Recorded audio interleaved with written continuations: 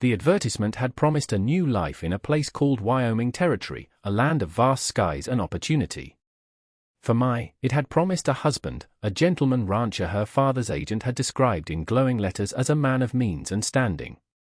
She had imagined polished floors, perhaps even a servant to help with the house, and a man whose hands were clean, who read books in the evening by a fine lamp.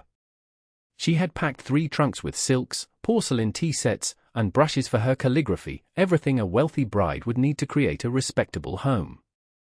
But when the hired buckboard wagon that had collected her from the raw gash of the railroad town finally creaked to a halt, the home she saw was not a house, but a cabin. It was made of rough-hewn logs chinked with mud, squatting under a sky so enormous it seemed to press down on the world. And the man who stood on the porch was not the gentleman from her imagination.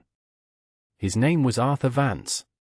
He was tall and lean, burned by the sun to the color of worn leather, and his hands, when he reached for her smallest trunk, were not clean. They were scarred and calloused, the hands of a man who fought the earth for a living.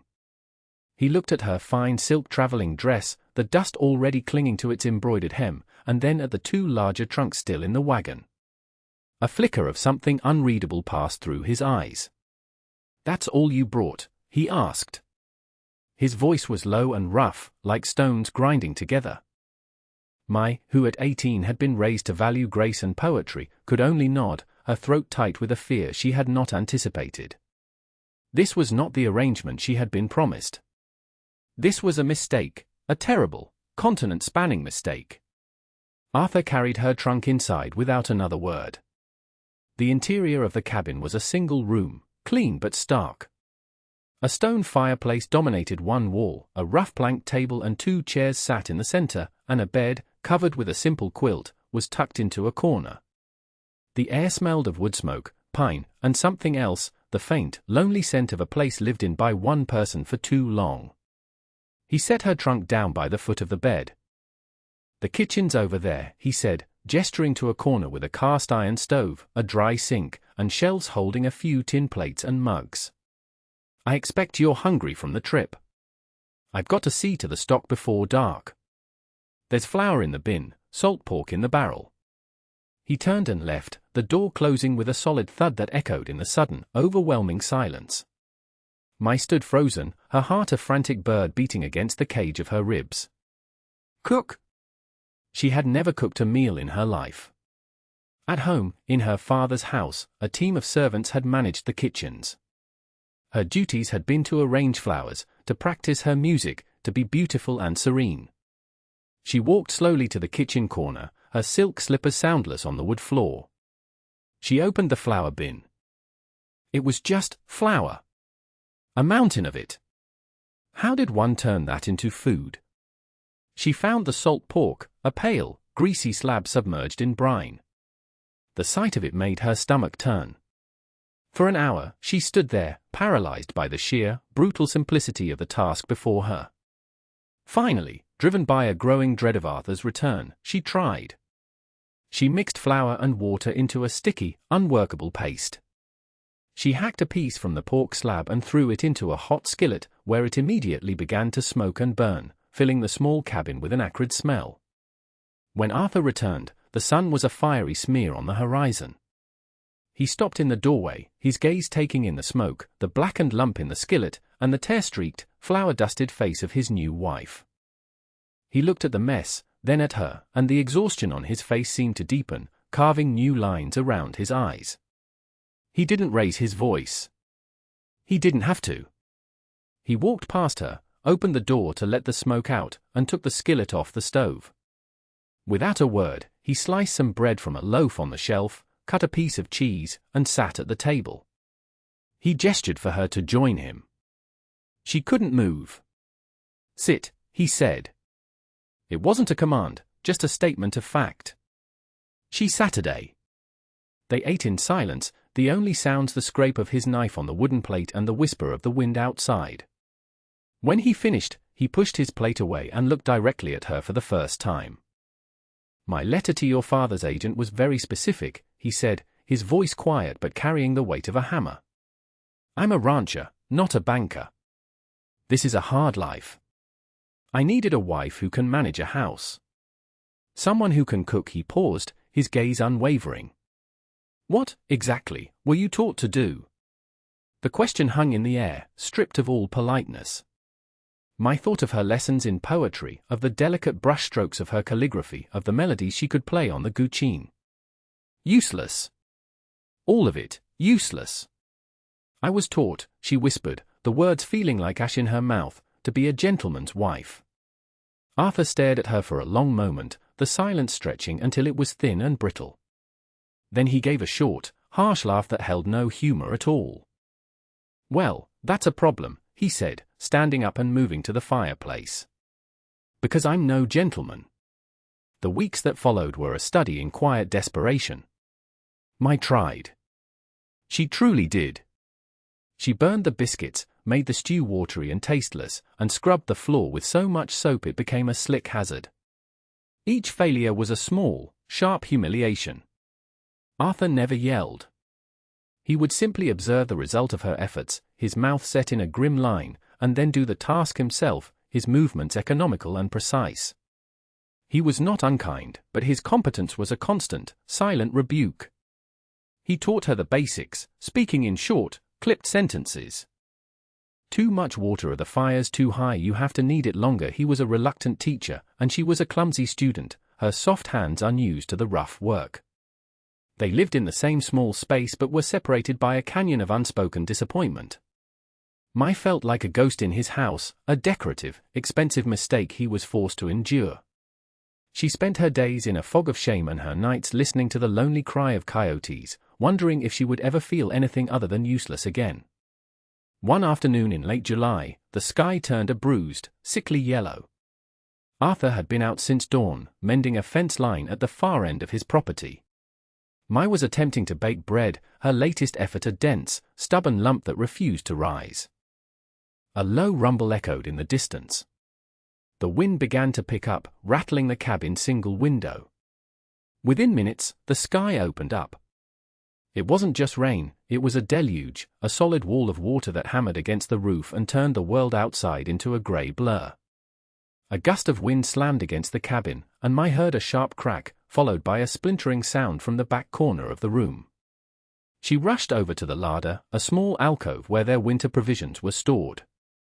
Water was dripping from the ceiling, then pouring, a steady stream splashing onto the sacks of flour and beans below. Panic seized her.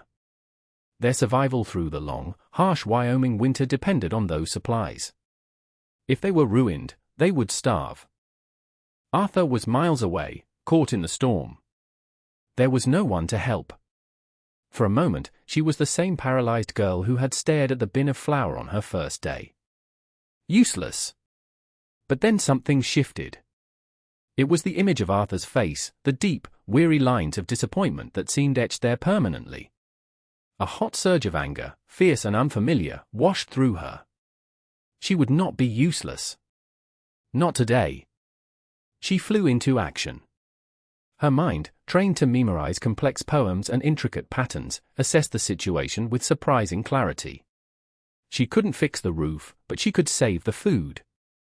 She grabbed the empty wash basin and shoved it under the worst of the leak. It was full in seconds. She hauled it to the door, threw the water out into the churning mud, and ran back. She grabbed the heavy oilcloth from the table and dragged it over, draping it across the flour sacks. It wasn't enough. Her eyes landed on her trunks, still sitting against the far wall, unopened since her arrival. They were a monument to her foolish dreams. Without a second thought, she wrenched open the largest one. Inside, nestled in paper, were her silk gowns, vibrant blues, and rich emeralds, fabrics meant for a life of ease.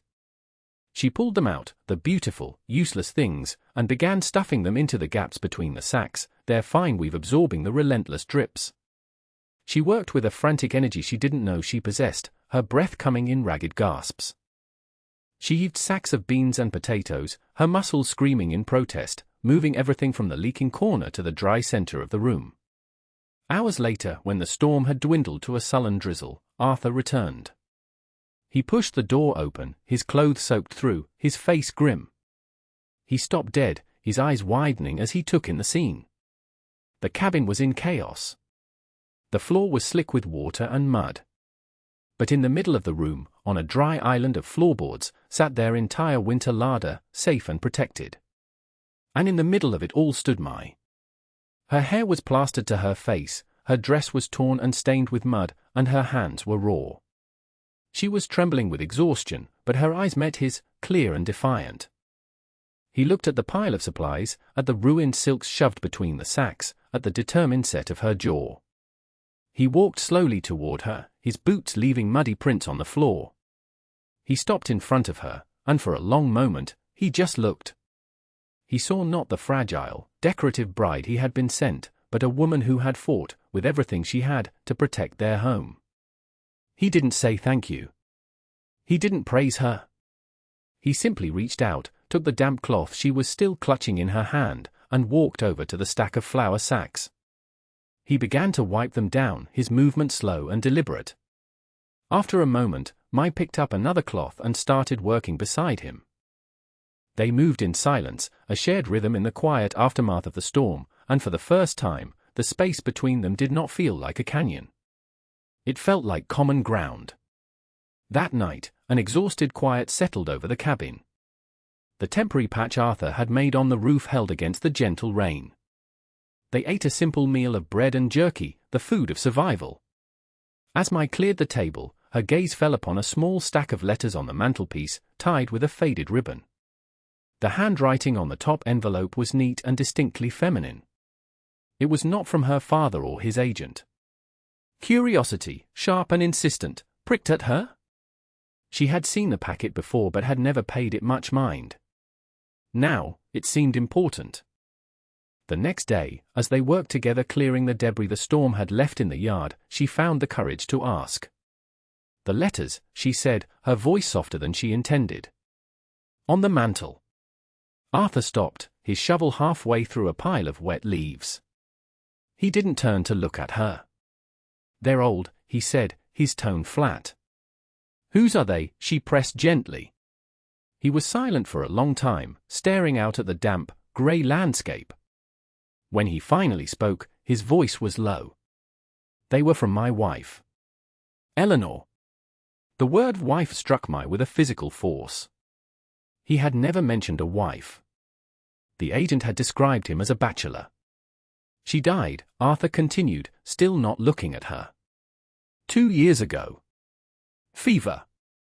It was fast. He said it with the brutal efficiency he applied to all things, stripping the story of any sentiment, leaving only the hard, unchangeable facts. She was a school teacher from Pennsylvania. Came out here to teach in the railroad town. She didn't know the first thing about living out here, either.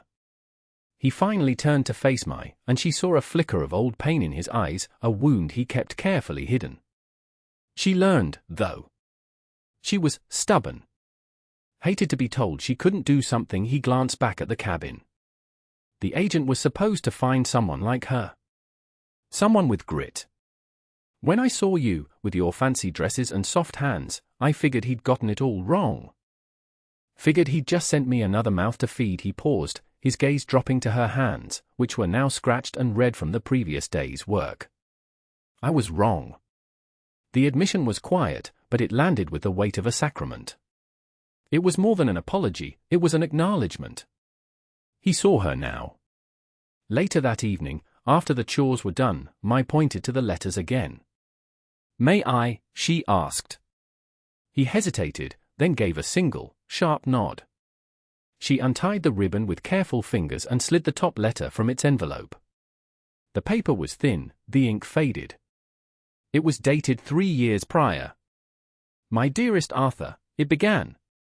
I tried the bread again today. I believe the chickens would have broken their beaks on it. It sits now by the door, a testament to my complete and utter failure as a frontier wife.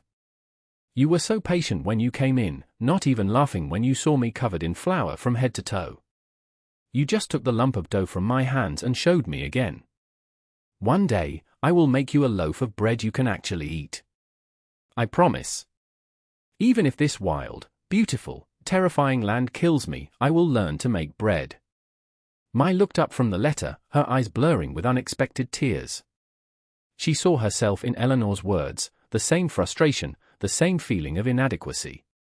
But she also saw Arthur through Eleanor's eyes, a man of deep, quiet patience, a man who taught rather than condemned. She understood, suddenly, that he hadn't been disappointed in her. He had been grieving, and afraid.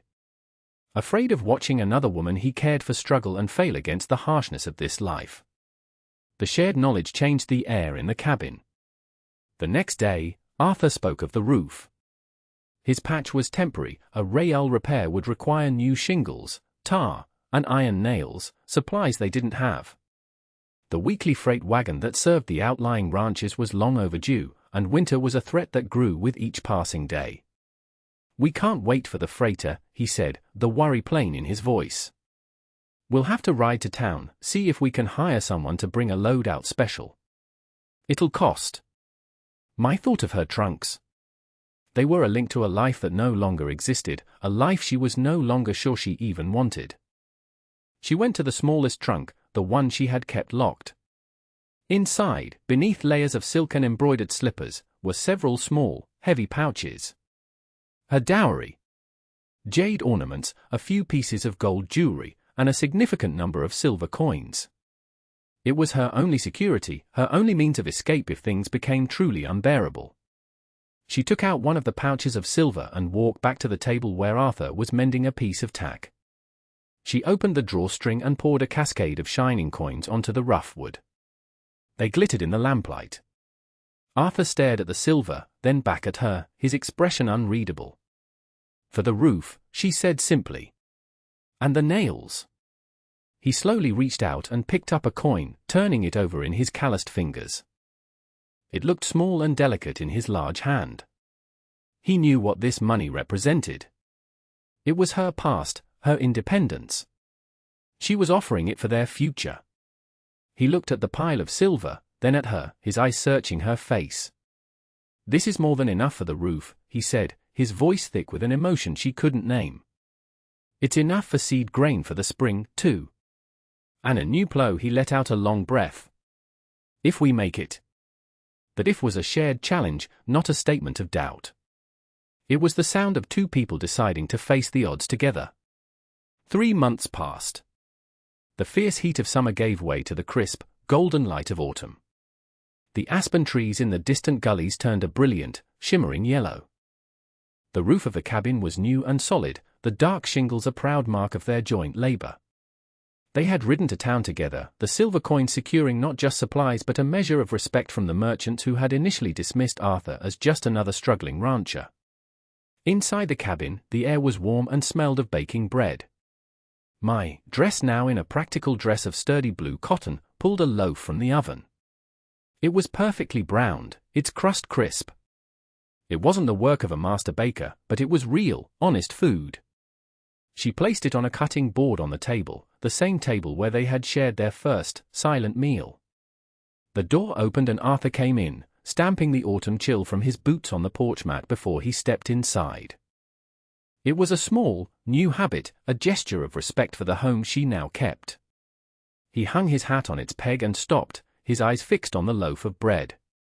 A slow smile, a genuine expression of warmth that reached all the way to his eyes, spread across his face. He washed his hands in the basin and sat at the table. My sliced a thick heel from the loaf and placed it on his plate with a slab of butter. He took a bite, chewing slowly, thoughtfully. He looked across the table at her, at the determined woman who had faced down a storm and bartered her past for a shared future. Around her neck, on a simple leather cord, hung a single, small, intricately carved piece of jade, the only piece of her dowry she had kept. A reminder of where she came from, worn proudly in the place she now was. He swallowed the bite of bread and met her gaze. "It's good," he said, his voice quiet but clear in the warm room. "It's very good." I knew he wasn't just talking about the bread. He was talking about the roof, the full larder, the clean floor. He was talking about the peace that had settled between them, a comfort forged not in promises or riches, but in the shared work of their hands. A home, she had learned, was not a place you were given. It was a shelter two people built together, board by board, and loaf by clumsy loaf, against the vast and lonely wilderness. And that brings us to the end of this one. If you stayed with me all the way through, thank you.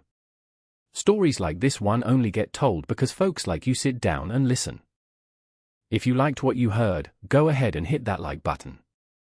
And if you want more stories from the old frontier, subscribe so you don't miss the next one. Until then, take care of yourself, and thanks again for being here.